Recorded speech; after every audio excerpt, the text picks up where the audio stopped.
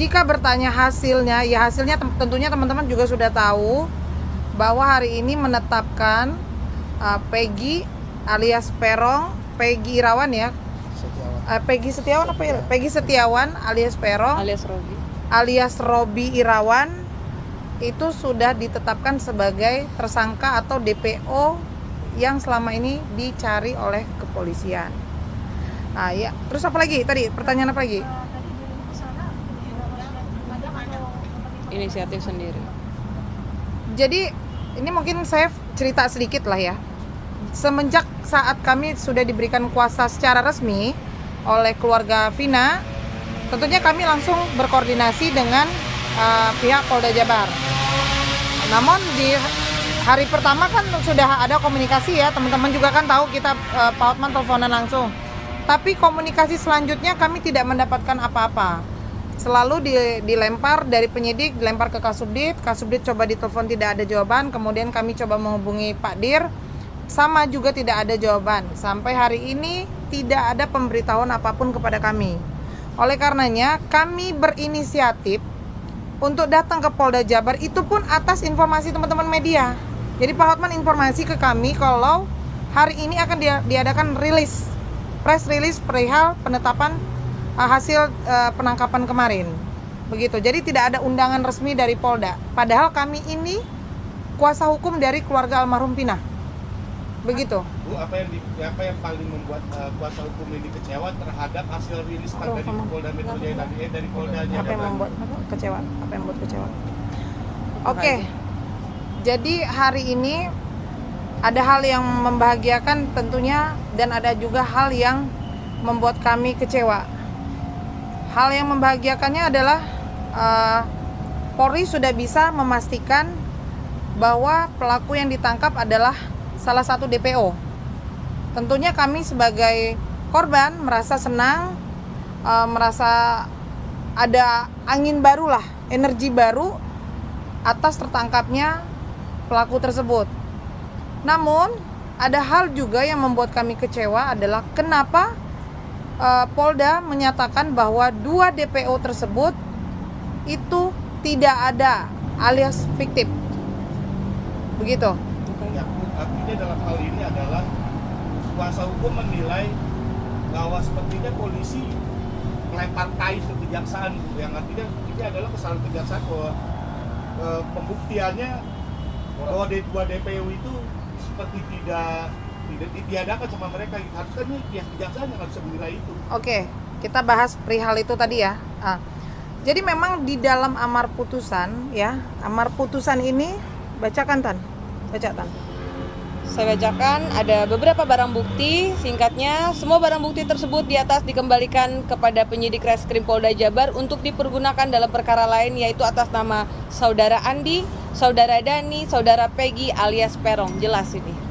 Ada putusannya.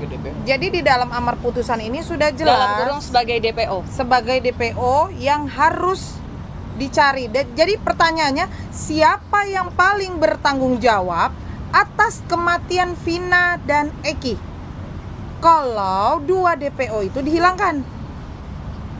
Apakah serta-merta kami selaku kuasa hukum percaya begitu saja? Ayo, apakah kami harus tinggal diam?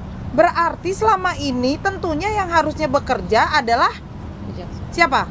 Kejaksaan. Nah, betul. Sudah tahu kan? Gitu. Jadi kami tidak mau tahu. Kami taunya yang berdasarkan keputusan itu ada 2 nama lagi yang harus dicari. Dengan ditiadakannya seperti ini gimana harapannya? Ya, sekarang gini, kalau ini ditiadakan harus bisa kepolisian menjelaskan fakta persidangan saat itu. Tentunya kan dakwaan itu kan berdasarkan isi BAP, ya kan?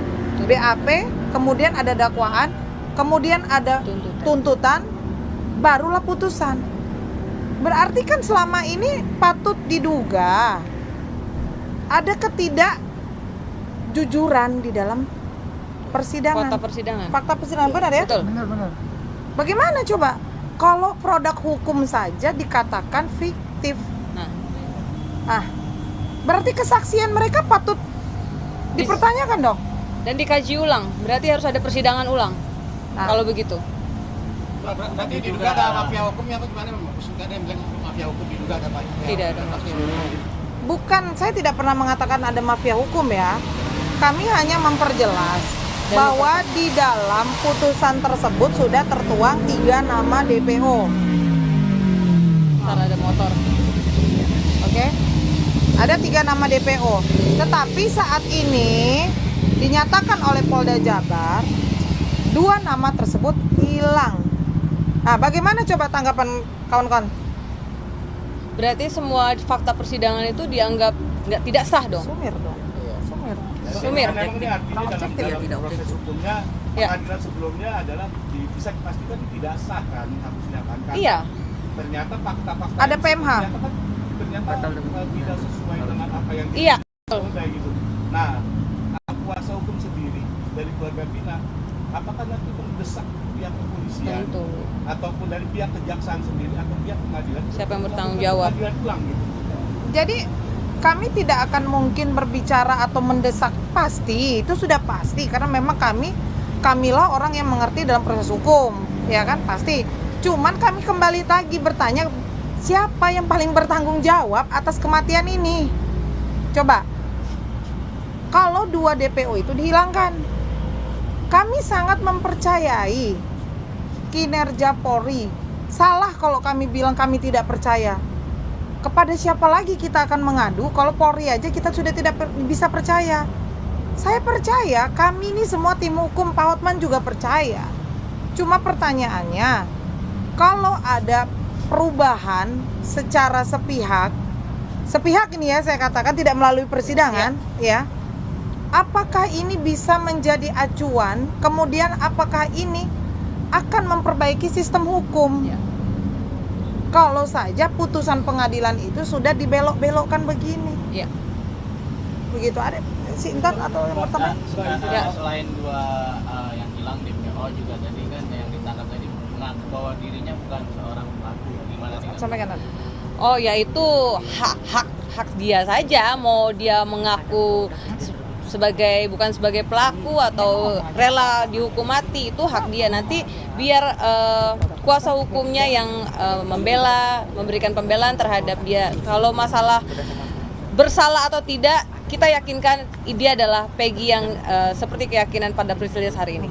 Tapi kan sebelumnya tersiar bahwa di media bahwa dia adalah salah satu pejabat, tapi maaf nih, bukan menskrit, tapi dia ada Anak pejabat. Gimana? ada berbeda dengan Kami tidak mau membahas perihal Ranah anak itu, pejabat bukan ya. ranah itu. Karena kami tidak melakukan proses penyelidikan ataupun proses pencarian. Iya. Jadi nggak mau juga kami dikait-kaitkan dengan ini. Jangan sampai nanti kami perang dengan masyarakat, gitu. Jadi cukuplah kepolisian yang memproses dan mencari bukti-bukti. Tetapi seharusnya karena ini sudah terjadinya produk hukum, Ya. berarti kan yang harus bersinergi kejaksaan dalam hal ini. Jangan juga kami yang diadu dengan masyarakat. Orang kami di sini korban loh. Tapi terkait hal itu sendiri kan, maksudnya bukan mengadu dengan masyarakat, tapi kan akhirnya sebagai kuasa hukum dari pihak korban, mungkin ada nggak sih maksudnya tindakan untuk mencoba cross check kebenaran itu sendiri loh Kak? Loh, Soalnya kan emang yang mencoba untuk mencari tahu gitu loh, walaupun dilakukan atau enggaknya. Sekarang kan gini, semua prosesnya kan ini yang menyelidiki itu kan pihak kepolisian. Tentu kita nggak bisa bertanya kemana-mana lagi selain ke pihak kepolisian. Sampai hari ini pun saya dan tim datang ke sana untuk menanyakan perihal hal tersebut. Prosesnya seperti apa sampai ada press release hari ini menyatakan bahwa 2 DPO itu dianggap fiktif. Kami menanyakan tapi kami tidak diberikan akses. Nah, itu yang menjadi lagi tanda tanya lagi kepada kita, ada apa? Harusnya pihak kepolisian itu membuka jalur akses, memberikan seluruh informasi secara jelas dan detail kepada kami. Kami pihak korban tidak mungkin kami setuju ada 3 DPO lalu dihilangkan, tidak mungkin. Jadi kita bertanya, apakah amar putusan itu betul atau tidak? Seperti itu. Kenapa bisa jadi ada 1 DPO saja, 2 DPO-nya hilang? Bagaimana ceritanya? Itu kami mau menanyakan hari ini, tapi aksesnya ditutup. Apa yang membuat mereka melakukan penutupan akses? Saya tidak tahu. Yang Ya, jelas ini tadi yang saya katakan. Dari mulai kami memperkenalkan diri sebagai kuasa hukum 10 tidak hari. ditanggapi. Dari mulai kami mencoba menanyakan dan mencoba untuk menghadap tidak ditanggapi. Sampai hari ini pun terjadinya press release kami tidak diberitahu. Sampai kami datang tadi dengan inisiatif terburu-buru sendiri. dengan inisiatif sendiri mencoba komunikasi juga tidak ditemui dengan alasan Ada jangan mendadak. Kan ini lucu, kok mendadak? Seharusnya mendadak tuh siapa? Yang mendadak tuh ya mereka. Kenapa tidak beritahu kami? Kenapa tiba-tiba ada press release? Nah, harusnya kan informasi disampaikan. Oke, seharusnya teman-teman kepolisian jangan terlalu cepat memutuskan bahwa ini adalah tidak ada dua DPO fiktif. Tanyakan dulu. Oke, kalian punya wewenang terhadap pemeriksaan, terhadap penyelidikan. Tapi tanyakan dulu kepada kami apa saja. Kita bisa discuss dong alasan-alasan itu. Berarti ini kan ada PMH-nya di dalam putusan itu. Bukan tidak mungkin para terpidana melakukan gugatan loh. Mereka bisa melakukan gugatan. Ya, tapi tepatnya mungkin ya ini lebih ke blunder Blunder akhirnya. antara penyidikan, tuntutan, putusan sehingga keluar DPO. DPO. Tapi kenapa statement dari kepolisian tiba-tiba DPO ini tidak ada? Itu kan pertanyaan besar. Seharusnya ya kawan-kawan media bisa uber dong ke sana, pertanyaan seperti apa, jawabannya seperti apa. Jangan terlalu fokus ke kami juga gitu kan. Mungkin sebagai tambahan sepertinya, sebagai tambahan ya, perlu rekan-rekan wartawan untuk meminta klarifikasi kepada kejaksaan sepertinya seperti itu. Ya. Kenapa? Karena menurut kami bahwa dengan adanya 3 DPO berdasarkan putusan, namun hari ini polisi mengatakan bahwa ini tidak ada, maksudnya hanya 1 dan 2 tidak ada, itu berarti sama saja polisi mengatakan bahwa kerja penyidikan di tingkat penuntutan itu tidak maksimal. Begitu juga dengan kepolisian. Nah, perlu teman-teman ketahui bahwa serangkaian tuntutan yang ada itu karena berdasarkan berita acara di penyidikan. Nah, lalu kenapa hari ini polisi mengatakan bahwa ini karena mereka mungkin diintimidasi atau seperti apa, lalu itu hanya pernyataan yang kemudian yang tadi saya bilang kayak ibaratnya ngelempar tai ke kejaksaan. nah seperti itulah. Makanya menurut kami bahwa hal yang paling tepat adalah rekan-rekan wartawan harus meminta klarifikasi kepada kejaksaan yang menuntut perkara tersebut, yang memegang perkara tersebut. Mungkin kalau dari kami seperti itu. Satu lagi tambahan boleh nggak? Iya. Terkait 2 DPW yang setelah ditiadakan oleh pihak kepolisian, apa dari pihak tim kuasa hukum ini mendesak agar pihak kepolisian tetap mencari 2 DPO tersebut atau seperti apa ya, Pak? Ya, berdasarkan putusan. Ya berdasarkan putusan kami akan tetap tegas bahwa 2 DPO berdasarkan putusan itu kami yakin bahwa itu ada. Berarti agar tetap dicari begitu ya? Harus dan wajib dicari. Itu kan udah produk hukum. Iya. Dan dengan adanya tadi presiden, tanggapan keluarga Vina sendiri seperti apa? Jelas kecewa. Jelas kecewa. Tadi mereka sempat telepon saya. Dia kaget terhadap statement dari Polda. Loh Bu, kok cuman 1? Tapi saya coba menenangkan bahwa sabar. Saya yakin ini kepolisian hanya meminta waktu mungkin ya. Saya coba menenangkan mereka dan saya katakan kami akan coba berkoordinasi, coba kami rapatkan dulu dengan Pak Hotman perihal hilangnya 2 DPO ini. Dan tentunya ini menjadi PR besar lagi. Akhirnya bukan hanya kepolisian tapi kejaksaan. Ya. Kenapa juga kejaksaan tidak bekerja selama ini? Pertanggungjawaban atas Ya. amar putusan seperti itu. Nah, tapi Pertanyaannya seberapa memang harus kejaksaan. Ya. Iya. seberapa yakin bahwa ini yang ada DPO yang masuk Peggy atau hanya pemeran pengganti saja, Pak? Nah, Bagaimana? Rilis yang tadi apakah yakin bahwa dari sebagai kuasa hukum dari keluarga Vina Yang melakukan penyelidikan semua kan kepolisian, tentu percayalah, kita harus percaya. Jadi begini, yang melakukan penyelidikan, pemeriksaan itu kan pihak kepolisian. Tentunya dengan kasus ini viral, saya yakin tidak mungkin kepolisian akan asal menangkap ataupun asal menetapkan tersangka. Ini sangat berbahaya loh. Kalau kita tidak percaya dengan hasil pemeriksaan, terus kita percaya sama siapa? Apa yang harus kita lakukan di tengah ketidakadilan ini? Kalau memang kepolisian tidak sanggup, berarti kita harus bagaimana? Gitu. Jadi simpelnya adalah perihal Peggy ditangkap, berikut dengan alat bukti, keterangan saksi kan dirasa sudah cukup menurut Polda. Kami selaku kuasa hukum korban hanya melihat perkembangan, dan tentunya kami pasti senang dengan hasil ini. Tetapi yang tidak senang itu tadi, kenapa kok DPO-nya hilang dengan alasan yang tidak masuk di akal. Itu menurut, kalaupun mau dinyatakan hilang, Siapa yang bertanggung jawab? siapa yang bertanggung jawab? Itu yang harus dipertanyakan. Iya kan? Nah, Paling utama itu. Yang paling utama itu, siapa yang bertanggung jawab? Bisa menetapkan produk hukumnya. Gitu. ya, Blunder. Iya. Ini kan pernyataan kepolisian itu menurut kami blunder. Dia bertentangan dengan putusan, bertentangan dengan penuntutan gitu. gitu kan? Jadi gini, saya tambahan tadi satu press release mengatakan bahwa kenapa ada BAP yang dicabut itu karena ada tekanan dari pihak lawyer yang menyuruh, ya kan? Atau Merekayasa untuk mencabut. Berarti secara tidak langsung polisi itu mengatakan BAP itu benar adanya. Loh, lah sekarang dari BAP itu benar adanya, tiba-tiba dua DPO di dalam nama BAP itu hilang. Jadi itu jadi tanda tanya buat kita. Jadi kita di tim kuasa hukum harus bagaimana? Tertawa sebenarnya mendengar itu. Dari BAP turunannya turun ke putusan, ya kan? Jadi semua sama menyatakan, BAP menyatakan ada 3 nama itu. Putusan menyatakan ada 3 nama itu. Lalu tiba-tiba pada saat 1 DPO tertangkap, 2 DPO-nya dinyatakan fiktif. Hilang, tidak ada fiktif. Itu harus bertanggung jawab. Siapa yang bisa bertanggung jawab? Silahkan. Saya mudah-mudahan Bapak Presiden bisa turun tangan dalam hal ini. Tidak ada lagi yang bisa menyelesaikan ini kecuali memang Bapak Presiden Joko Widodo. Seperti itu.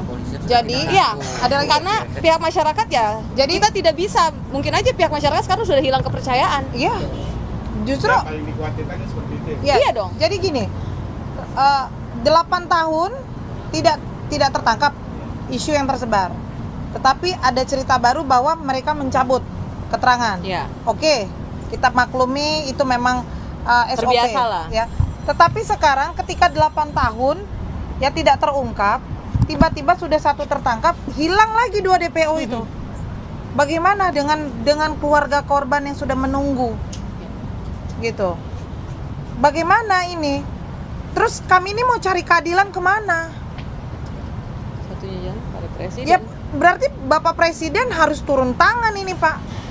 Mungkin masih banyak pina-pina yang lain, eki-eki yang lain yang tidak terungkap juga. Iya. Sekian lama menunggu, sekian lama berharap akan ada keadilan. Tahu-tahu sudah dapat 1 orang, 2-nya dihilangkan. Dan tidak ada yang bisa bertanggung jawab. Udah terjadi produk hukum juga. Nah, apa lagi yang mau ditanyakan? Ayo. Sudah. Sedikit Kak, mungkin ini menurut pandangannya aja. Apakah bisa dikatakan ada SOP yang melenceng dari pihak berwajib sendiri? Bisa saja. Yang bagaimana?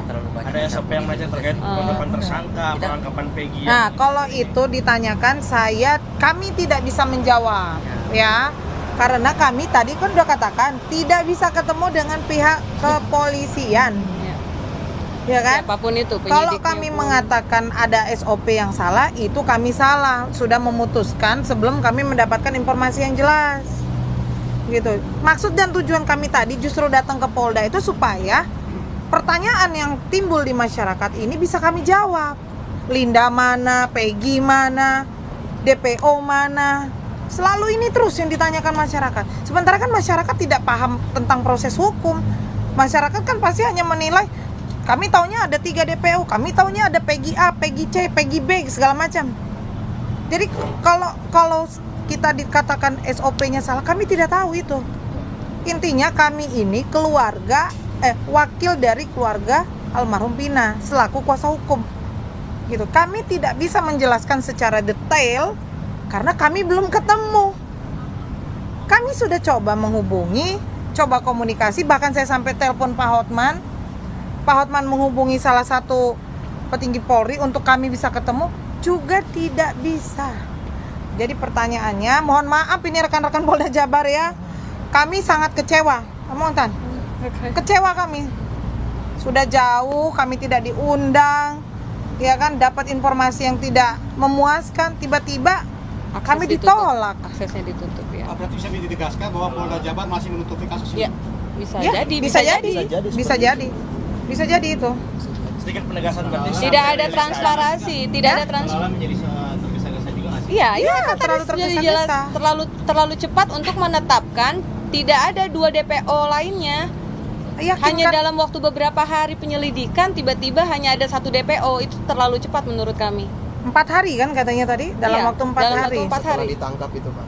Gitu loh. Dalam waktu 4 hari. Juga ada oknum yang lebih berkuasa di atas kepolisian. Nggak bisa kita katakan itu, nggak bisa. Itu di luar ini Nggak. Tapi ada khawatir Masyarakat bisa menilai sendiri kalau dari tim kuasa hukum keluarga bahwa Peggy yang tadi dirilis khawatir kayak yang sebelumnya nggak sih sudah 8 tahun ternyata salah tangkap atau seperti apa? Oh, beda gini Bagaimana? sih. Beda salah, takutnya Peggy tadi bukan Peggy yang asli. Jadi gini, kan tadi ada konferensi persnya sudah ditunjukkan juga beberapa bukti bahwa Peggy yang dihadirkan alias Perong alias Robi Irawan itu memang sudah mengganti identitas. Ya kan, mengganti identitas. Pada tahun 2016 juga pernah polisi mendatangi rumahnya dan menyita motor yang digunakan pada saat kejadian. Lalu ada fakta baru lagi, ini saya bantu jadi dari ini ya, dari press release hari ini ya. Jadi ada fakta baru lagi bahwa ayah kandungnya Peggy ini mengaku kan bercerai dulu. bercerai dan mengaku kepada warga bahwa Robi ini adalah keponakan, jadi tidak diakui sebagai anak. Nah itu bisa rangkaian cerita bohong yang berapa tahun ini dirangkai oleh Peggy alias Perong alias Robi Setiawan. Jadi kalau misalnya tadi dia bilang saya tidak bersalah, saya rela dihukum mati, ya itu sah-sah saja sebagai pembelaan dia. Tapi harusnya masyarakat jangan fokus ke situ. Masyarakat harus percaya bahwa ini memang sudah terjadi penyelidikan, ada saksi, itu sudah ditetapkan sebagai tersangka yang betul-betul press release hari ini, ya itulah gitu loh. Jadi jangan memblunder kemana-mana lagi. Yang kita harus sekarang fokuskan adalah kenapa 2 DPO-nya hilang. Jadi fokusnya jangan terpecah belah. Jadi itu loh. Saya yakin banget pihak kepolisian sudah sangat-sangat kooperatif tentang hal ini, menetapkan tersangka Peggy hari ini dengan berbagai barang bukti yang sudah ada. Gitu loh. Jadi kalau dia bilang saya tidak bersalah, saya rela dihukum mati, ngapain mengganti identitas sekian tahun? Peggy itu mengganti identitas. Mengganti identitas sudah jelas itu. Menjadi Robi. Itu ada yang tadi barang buktinya ada ijazah rapot atas nama Peggy Irawan, terus ada ijazah rapot asli, fotokopi KTP, identitas, itu ada semua. Jadi masyarakat jangan terbawa arus untuk lebih fokus ke ini bukan Peggy. Sudah. Kalau sudah DPO 1 tertangkap, sudah, kita fokus lagi. Ada 2 nama lagi yang harus menjadi PR kita. Masyarakat, kepolisian, kejaksaan, bahkan Bapak Presiden sekalipun, ini PR kita. Apakah ini benar-benar ada atau tidak? Seperti itu. Jadi jangan terpecah fokusnya. Jangan terbawa arus, perihal wajah, perihal kasihan. Saya yakin pihak kepolisian sudah sangat-sangat cermat dalam hal ini. Urusan gitu. salah tangkap, urusan kepolisian, bukan urusan kami. Iya. Karena kami senang kalau ada terduga pelaku pembunuhan tertangkap, itu kami senang. Iya. Yang kami tidak senang kenapa DPO-nya hilang. Itu. Nah, itu. Ya. Jadi apakah nanti kuasa hukum ini akan tetap mengikuti alurnya itu nanti ke pengadilan untuk mengetahui, sehingga apakah ada pengakuan dari tersangka PG ini dia tidak mengakui buat DPO ini dari 2 nama DPO yang hilang ini. Kami tetap akan mencari siapa yang bertanggung jawab atas itu. Ya itu Putusan tadi. Itu. Kita kan pasti akan terus mengikuti. Cuman itu tadi, Mas. Kalaupun itu hilang, siapa yang bertanggung jawab? Dari misalkan dari keterangannya si Peggy, misalkan nih, ataupun dari keterangan napi yang lain, ya berarti siapa yang bertanggung jawab atas keterangan itu? Ayo, berarti seluruh masyarakat Indonesia dibohongin dong, iya kan? Berarti ada konsekuensi dan sanksinya nggak ini? Pertanyaan saya, memberikan keterangan palsu di muka persidangan. Apakah iya ketika keterangan ini benar palsu harus kita laporkan ulang mereka? sementara mereka sudah menjalani masa hukuman. Kan dasarnya DPO itu kan hasil fakta persidangan. Ini udah ada juga. Sudah ingkrah. Gitu. Kan sejauh ini udah ada satu saksi yang mengajukan perlindungan ke LPSK. Ya. Dari pihak keluarga Vina sendiri nanti Yang mana?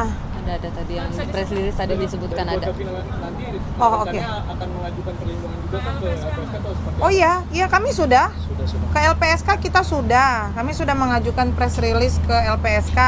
Kemudian nanti insya Allah Linda juga akan kami dampingi. Tapi kebetulan karena besok Linda sudah ada, ini saya bocorin sedikit. Besok Linda sudah ada panggilan di Polda Jabar. Jawa Barat. Polda Jawa Barat. Kemungkinan kami belum bisa mendampingi dan Linda juga masih meminta waktu karena anaknya sakit. Gitu. Jadi supaya terang benderang nanti ketika Linda ini muncul, apakah Linda ini yang diduga oleh kita selama ini atau oleh masyarakat Indonesia ini adalah orang yang turut serta dalam kasus pembunuhan, ataukah dia hanya sebagai perantara, ataukah dia mengetahui tapi tidak lapor. Kan ada kemungkinan-kemungkinan. Kami juga tidak bisa, kami sudah menanyakan namun jawabannya masih satu. Jadi nanti kita tinggal tunggu rekan-rekan. Setelah dari pemeriksaan tersebut, saya pasti akan informasikan ya. Pasti juga akan kita buka supaya tidak menjadi konsumsi publik yang negatif. Gitu. Jujur Linda dan keluarganya, Linda juga sudah punya suami dan itu bukan Egy ya, yang seperti tersebar luas juga.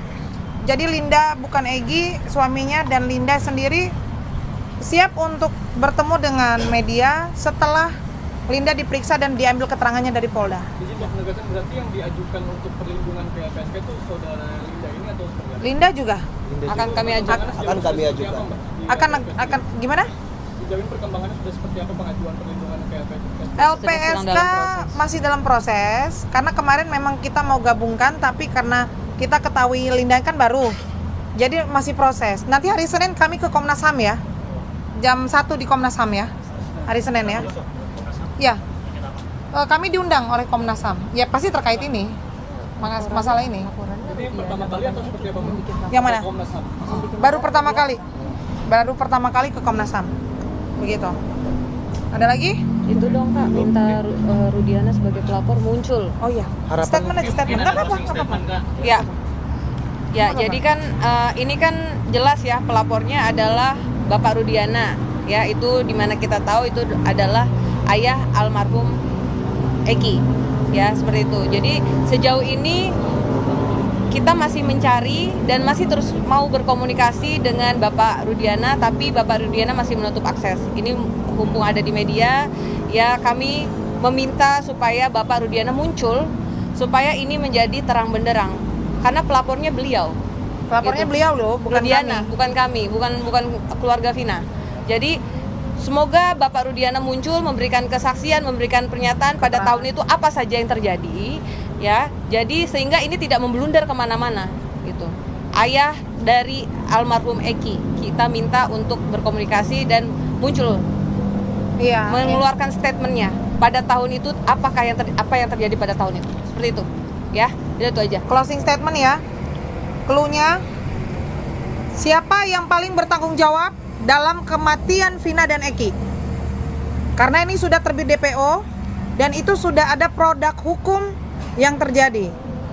Jadi ini PR Polri harus bertanggung jawab, ya, PR. untuk seluruh jajaran seluruh masyarakat Indonesia mencari tahu, ya, kepolisian, kejaksaan. jajaran, ya. Itu harus bertanggung jawab terhadap putusan itu. Oke, Gitu. sudah. Cukup ya? Terima kasih ya. Terima kasih ya.